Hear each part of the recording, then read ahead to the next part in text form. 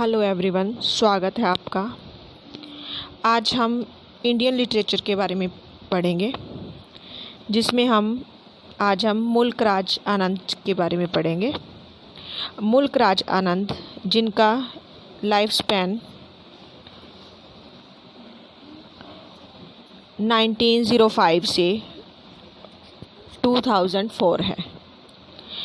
Please write down on your notebooks. अपनी notebooks पे आप लिखते रहें, साथ के साथ नोट्स बनाते रहें।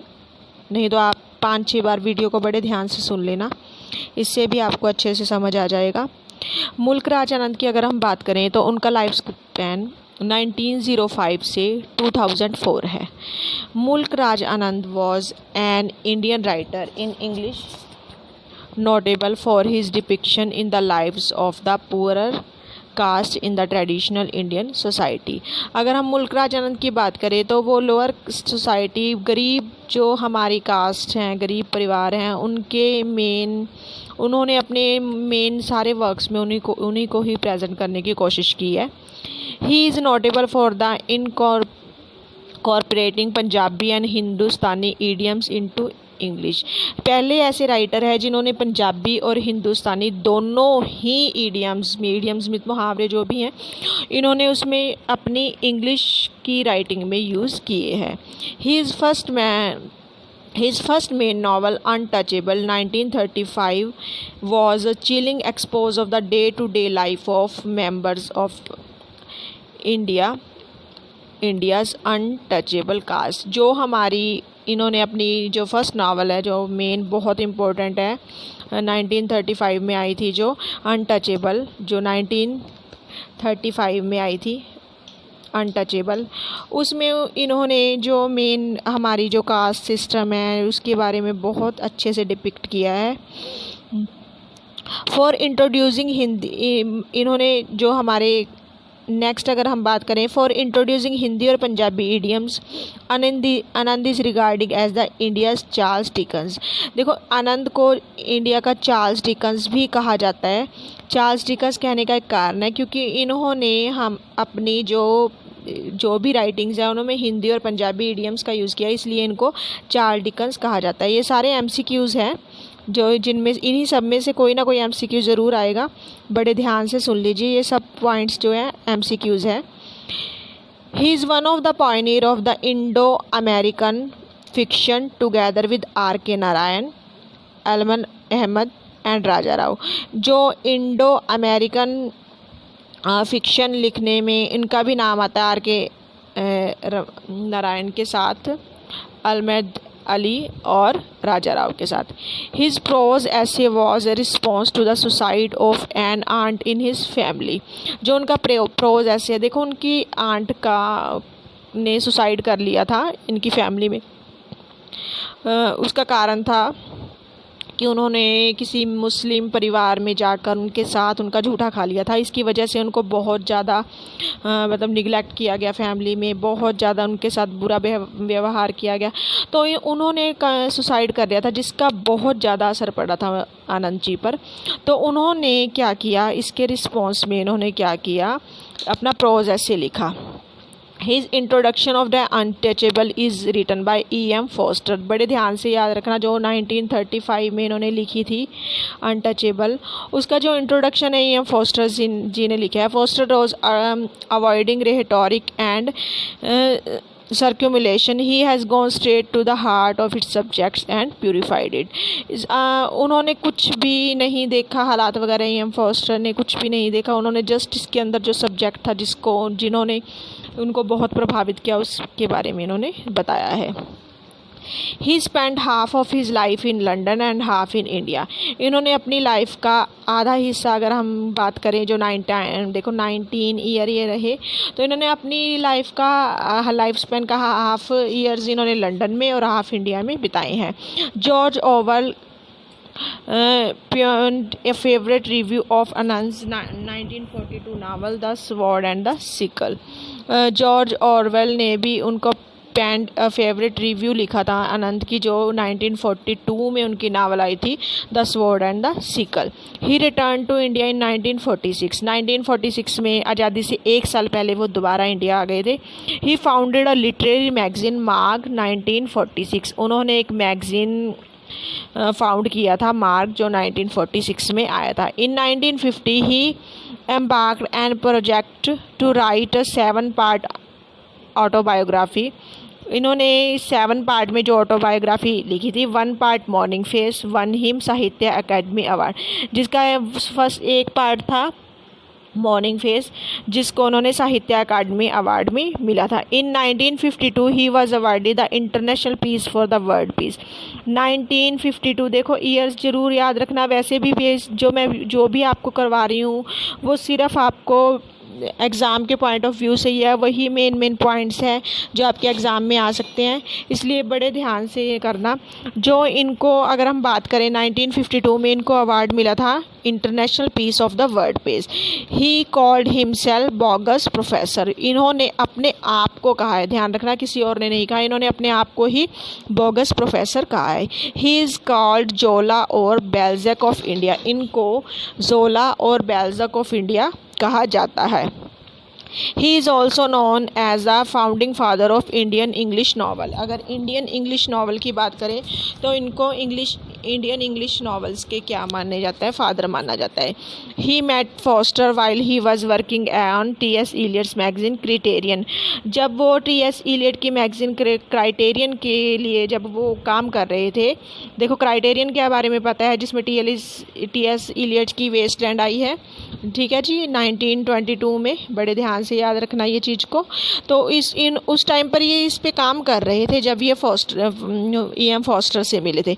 ही combined anthropology, history and fiction, इन्होंने एंथ्रोपोलॉजी, हिस्ट्री और फिक्शन को कंबाइन किया अपने लिटरेचर में। इम्पोर्टेंट नॉवेल्स जो है untouchable 1935, coolie 1936, two leaves and a bird 1937, इसका जो कुली का प्रोटैगनिस्ट है गंगू है। Lal Singh trilogy, the village 1937, protagonist Lal Singh. Cross the black water 1939, the sword and the sickle 1942। The title is given by George evil, बताया था, पेंड किया था जो जॉर्ज ऑरवेल ने। The big heart 1945, protagonist Ananta. The private life of an Indian Prince 1950, इसका year नहीं लिखा इन्होंने, 1953 है ये, ओके। जो कि it's autobiographical in nature and deals with the abolition of the princely state system in India. अगर हमें नेक्स्ट बात करें autobiographies, seven summers 1952, it is a 7 volume, when compiled it was titled the 7 ages of man. 7 summers है जो 1951 में आई थी, इसमें 7 volumes है, 7 समर्स 7 वॉल्यूम है, इसको पहले टाइटल किया गया था 7 ages of man. The morning face 1968। अगर हम नेक्स्ट बात करें कन्वर्सेशंस ऑफ ब्लूम्सबरी 1981, जो इनका नेक्स्ट वर्क है। अगर बात करें conversation of Bloomsbury 1981, it is about his life in London during the heyday of Bloomsbury group. इन्होंने जो ब्लूम्सबरी ग्रुप बना हुआ था उसमें इन्होंने अपने जो लाइफ स्पैन उसमें गुजरी है उसके बारे में बताया है। अगर हम बात करें थोड़ा इनके वर्क्स के बारे में देख लें, अनटचेबल 1935 में, बहुत इंपॉर्टेंट है ये untouchable. The novel was inspired by his aunt experience, जो देखो अब मैंने बताया था इनकी आंट जो उन्होंने मुस्लिम फैमिली में। अब हम अनटचेबल के बारे में बात करेंगे जो 1935 में आई थी। इसमें जो इनकी एक्सपीरियंस है, जो इनके आंट्स का इंसिडेंट हुआ था, जो उन्होंने मुस्लिम फैमिली के साथ खाना खाया था, तो उसके बाद उनको बहुत ज़्यादा मतलब इल ट्रीट किया गया, उनको फैमिली से निकाल दिया गया, मतलब ये बहुत कुछ है जिसका उनकी लाइफ पे बहुत ज़्यादा प्रभाव पड़ा, और उन सारी घटनाओं से प्रभावित होकर इन्होंने अनटचेबल लिखा था। The novel is inspired by his aunt's experience when he had met with a Muslim woman and was treated as an outcast by his family. जो ये नावल है जो मुस्लिम, आपको बता ही दिया है, मुस्लिम वुमेन के साथ मील खा लिया था उसके बारे में। It's depicts a day in the life of Bakha. देखो इसमें मेन करेक्टर बखा की लाइफ के बारे में बताया गया है। A young sweeper who is untouchable due to his work of cleaning latrines या टॉयलेट्स। उनका ये जो है, इनका इसमें ये बताया गया है भी, एक बखा नाम का स्वीपर है जो अनटचेबल है। क्यों अनटचेबल है? क्योंकि वो लैट्रिन्स वगैरह, जो टॉयलेट्स वगैरह वो साफ़ करता है। The entire plot gives us the account of events helping in a single day in the life of Bakha. जो सारा प्लॉट है वो हमें एक सिंगल डे के बारे में बता रहा है जो बखा की लाइफ में हुआ है। He does not like to do toilet cleaning. वो बिल्कुल भी, अगर हम बात करें, बिल्कुल भी वो टॉयलेट क्लीनिंग करना नहीं चाहता। But wants to do study and be a learn man. वो स्टडी करना चाहता है, पढ़ना चाहता है। Lakha is the father of Bakha. Lakha है जो बखा के फादर है। Who is a bit of antagonist in the novel. His profession is sweeper. जो हम अगर बात करें तो थोड़ा सा उसमें एंटागनिस्ट में विरोधाभास की है, जो मेन, जिसका मेन प्रोफेशन क्या है, स्वीपिंग है। The outcast were not allowed to draw water from the well. जो बाहर मतलब ऊंची जाति के लोग हैं या तो उनको, जो ये निम्न श्रेणी के लोग हैं, उनको मतलब कुएं से पानी लेने का अधिकार नहीं है। Enter templates of basically touch anything. ना उनको टेम्पल्स टच करने का है, कुछ भी टच करने की उनको इजाज़त नहीं है। As it would make anything impure and corrupt. क्योंकि ये कुछ भी चीज़ को इम्प्योर कर सकते हैं, करप्ट कर सके। In the end of the novel Anand presents 3 answers to the male practice of untouchability. जो मेन प्रैक्टिस हो रही थी अनटचेबिलिटी की, उसमें एंड में, नावल में के एंड में उन्होंने प्रेजेंट किया है जो अनटचेबिलिटी आई भी, उसके कारण क्या कुछ आंसर्स देने की कोशिश की है। Bakha is offered to accept Christianity. Bakha को क्रिश्चियनिटी अपनाने के लिए भी कहा गया था। He has no end that has no caste system. अगर हम क्रिश्चियनिटी अपना लेते हैं, उसमें कोई कास्ट सिस्टम नहीं है, so he will be no longer an outcast. इसकी वजह से वो ज़्यादा आउटकास्ट नहीं रहेगा। But Bakha fears changing is religion. पर बखा को अपना धर्म चेंज करने में डर लगता है। सोहिनी इज़ द सिस्टर ऑफ बखा। बखा की जो सिस्टर है, देखो लखा, बखा, सोहिनी, इनका नाम याद कर लेना अच्छे से, करेक्टर्स हैं ये।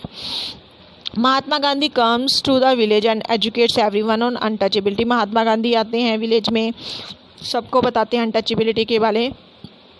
इन the concluding paragraph, a person randomly comes in to the scene and inform everyone about a machine that will clean faecal military automatically. End में बताया जाता है भी मशीन आ गई है जिसकी वजह से जो टॉयलेट्स है वो अपने आप क्लीन हो जाएंगी। इस वजह से Bakha thinks that he will be a solution to all its problem.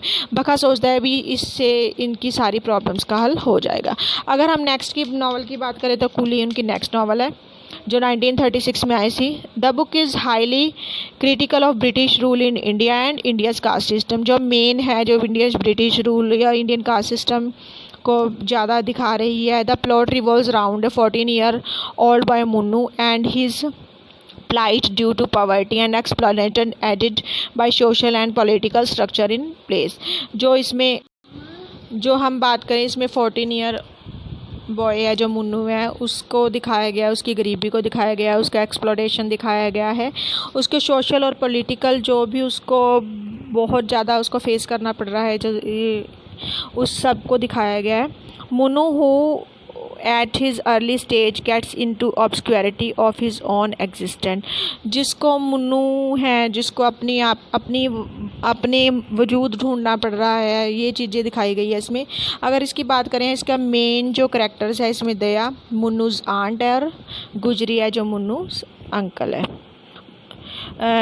H.K. Foster criticized this novel for defecting plot construction। H.K.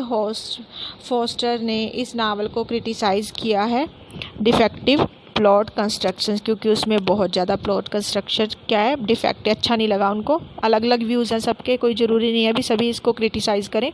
ये सिर्फ व्यूज़ H.K. Foster के ही हैं। Okay, thank you.